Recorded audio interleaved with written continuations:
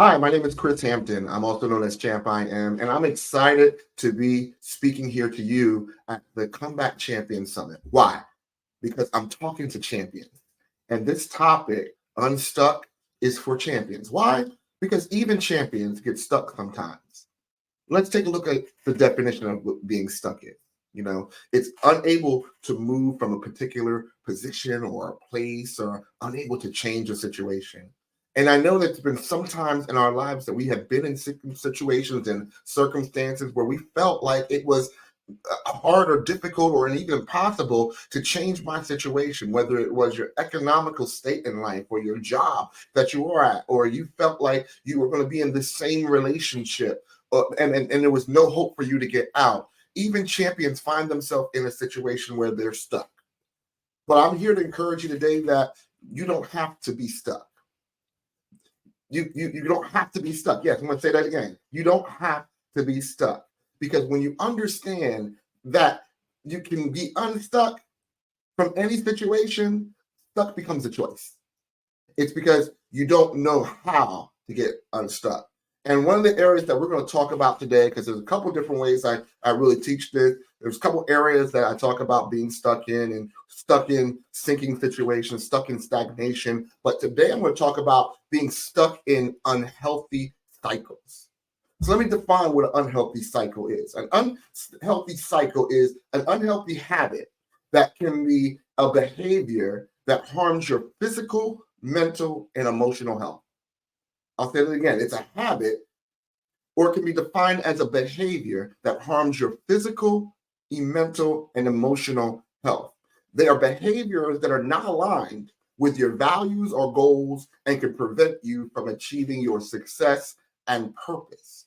So when you're stuck and you have these habits and these unhealthy cycles are actually habits that are keeping you from successfully moving forward in your purpose.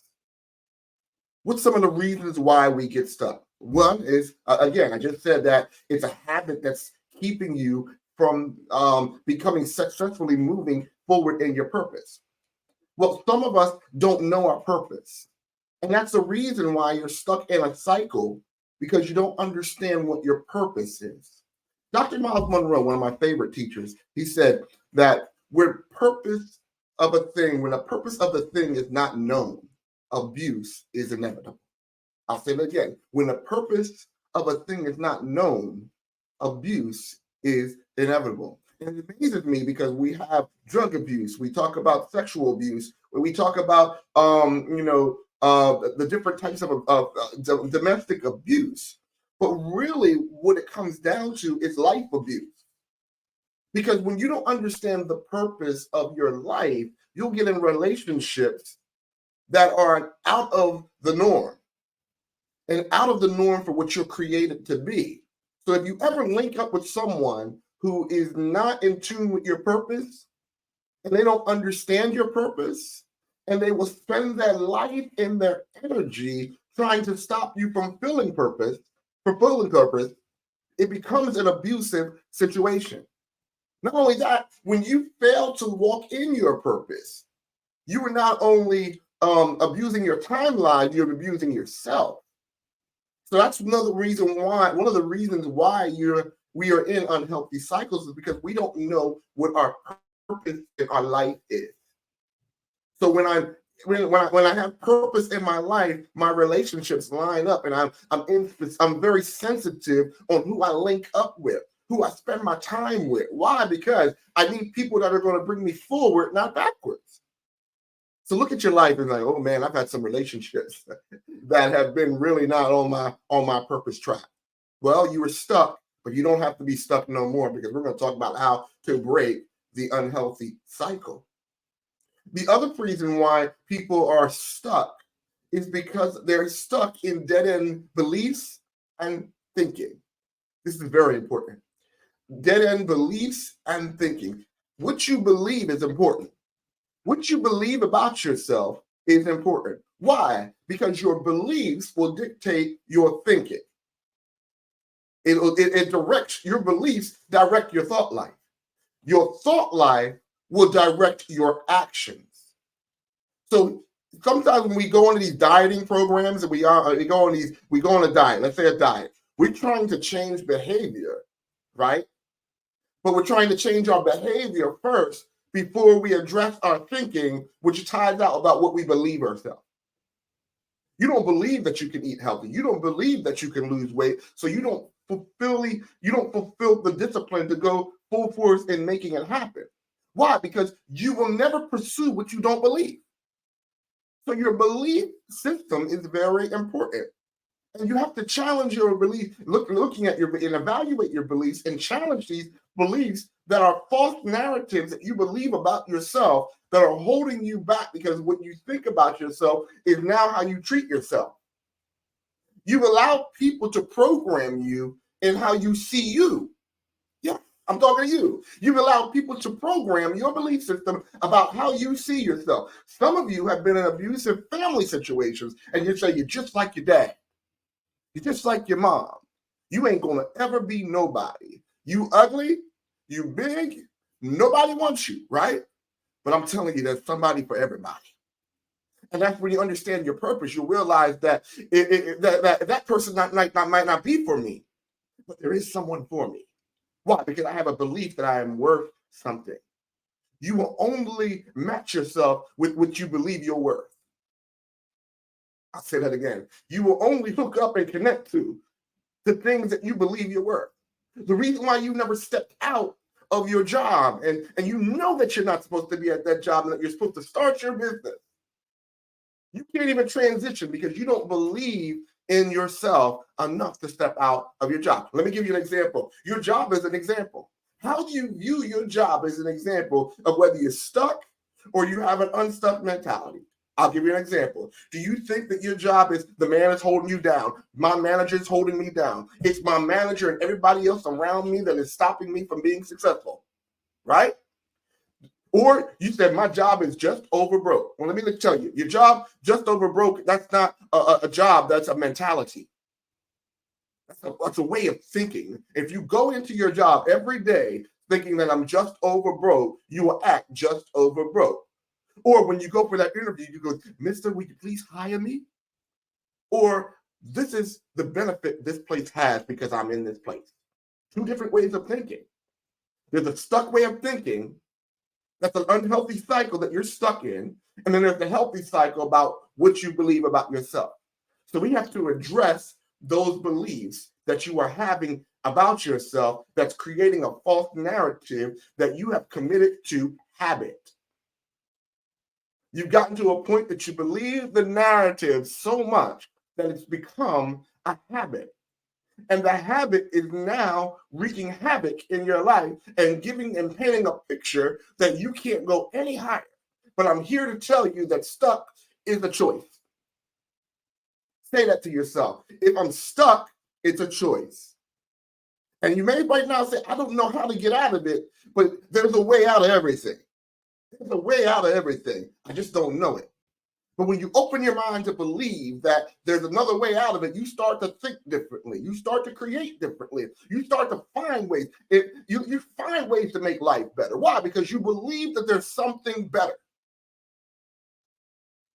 One of the worst things you can do is have an unhealthy cycle of hopelessness. I'm always going to try to find hope in the situation. Why? Because stuck is a way of thinking. Unstuck is a way of thinking. And I'm going to help you today break these unhealthy cycles. Some of you have become addicted to the unhealthy cycle, and we need to reverse it. Don't address the behavior. Don't address the thinking first. Let's look at what you're believing. So let's talk about how to break unhealthy cycles. I have an acronym, and acronyms keep me on track as a speaker, but it also helps me remember what I'm supposed to say, and hopefully you remember it as well. I have an acronym called RAID, R-A-I-D, RAID, like we're going to attack this thing, yes. Am I aggressive right now about this? Yes, I'm aggressive about it. And the reason why is because, you got to be aggressive with breaking these unhealthy cycles. Why? Because the enemy of your purpose is passivity. I'll say it again. The enemy of your purpose is passivity. It is your passive response to the unhealthy cycles that are creating unhealthy habits, and these unhealthy habits have no problem of producing the aggressive results of your life. So you have to make up your mind that I am going to attack these things. I'm going to uproot this deadly thinking and these deadly beliefs that I have about myself because I deserve better. Say it to yourself, I deserve better. So R, let's start with R. R says to recognize the unhealthy cycle. Recognizing unhealthy cycles, right? Because you cannot change what you won't recognize. You will not be able to change it if you don't take the time to be able to be alert to recognize what's coming out of you, what's coming at you. You have to be on the lookout for the symptoms that are popping up in your life. You see, this is the recognition stage. And in the recognition stage, you have to be able to be real with yourself because it's requiring you to have a level of self-evaluation, okay? So you're going to have to look at yourself and be real about the way you've been thinking about yourself. Someone may say you're overweight. And because you're overweight, no one's going to love you. There are plenty of people that are going to love you for the flower that you have blossomed to be. Now, you feel like I'm unhealthy and I don't have exercise. I need to exercise. I need help, right? Until you realize that you have the ability to make the little steps that will get to the bigger steps, you got to recognize, right? So in your evaluations, it's not to judge you, to condemn you, but to convince you that there's something better within you. So in your recognition stage, you're not condemning yourself, but you're recognized to convince yourself that this is not me. I don't have to be this.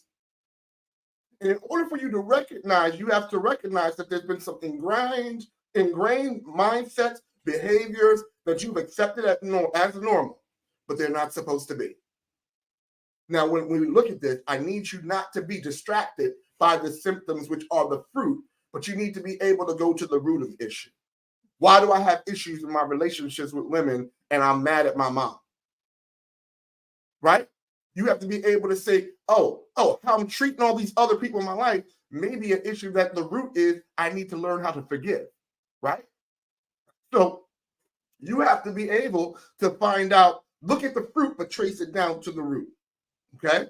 And don't just focus on, like I said, the fruit, why people are acting out. Like, why am I acting out? Why am I letting people hit this button that every time they hit this button, it triggers me to anger?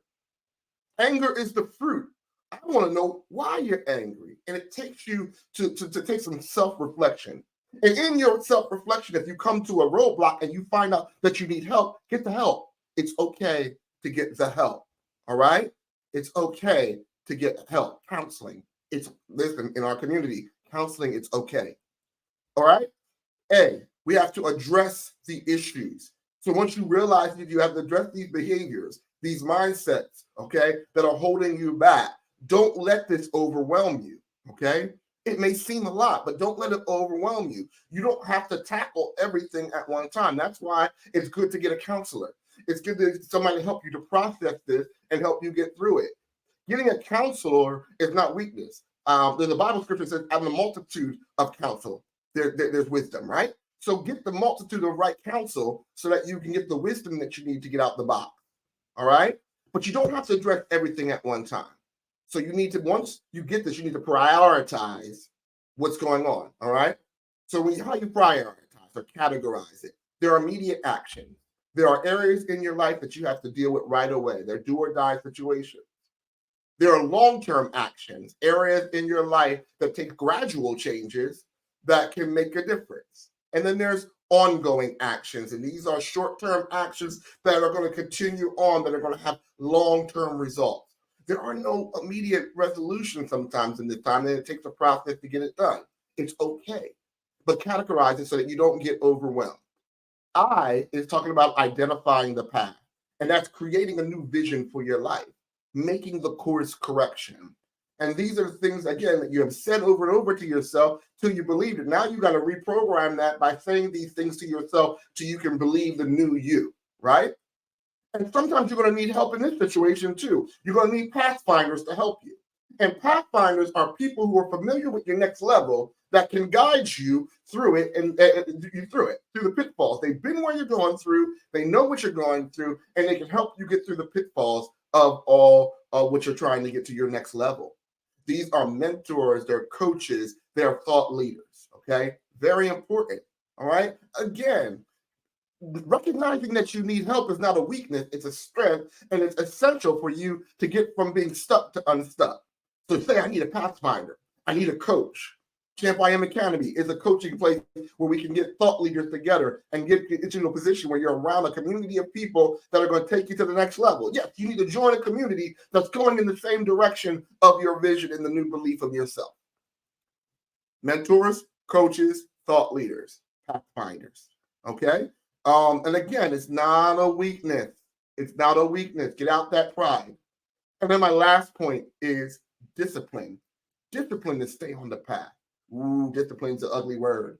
Discipline is the quality of being able to behave and work in a controlled way that involves obeying particular rules or standards. That's the Collins Dictionary. In other words, discipline is enforced obedience. Discipline, when you're disciplined in something, you are committed to keeping, managing, and cultivating order in your life. Now, you're always going to be disciplined. I kind of want to say there's no such thing as undisciplined. I'm working my way through this. The reason why I say there's no reason of undisciplined is because you're disciplined in something. You're just disciplined in doing the wrong things. Okay? So when you're saying I'm not disciplined, you're saying I am disciplined in eating the wrong way. I'm disciplined in not doing the exercise. Right? Because when you're disciplined, you're committed to keeping, managing, and cultivating order in your life. You just chose to do order in a new way.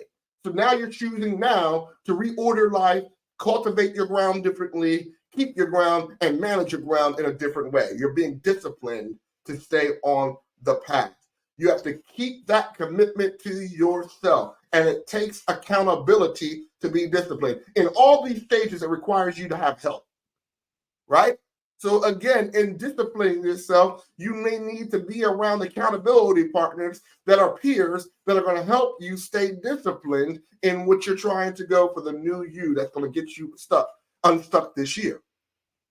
Remember, committing yourself to keep and manage and cultivate yourself. And sometimes you would have to keep and manage and cultivate yourself outside of your comfort zone, right? You've been managing your comfort zone for too long. And in this year that you're stepping into, champions, it's going to require you to get unstuck from the thinking. And if I can teach you this foundation that I taught you today about your unhealthy beliefs about yourself, going into the next year and going into your new project, the new level that you're about to walk into, you're not going to be stuck anymore. You might get slowed down because of obstacles, but you won't be stuck no more. Why? Because you know you can always adjust how you believe when you're in a situation. You can adjust how you think. And because you're adjusting how you think, what happens? It changes how I behave, right? So I'm no longer going to be stuck. I choose to be unstuck. Say that to yourself. I choose to be unstuck. And I'm making a commitment right now that I'm going to stay disciplined, because understanding my discipline and my commitment to myself right now is the difference maker between you remaining stuck and getting unstuck. Remember, if you're stuck, you don't have to stay stuck. You can get unstuck if you're willing to make the change. And my name is Chris Hampton. I'm CHAMPIAM. You can see me on champiam.org. So that's CHAMPIM.org. Let's connect. And again, come back, champions. It works either way. I'm coming back as a champion or I'm coming back champion. But either way, you're a champion. And don't forget it. My name is Chris Hampton, and I'm CHAMPIAM, and you have a great year.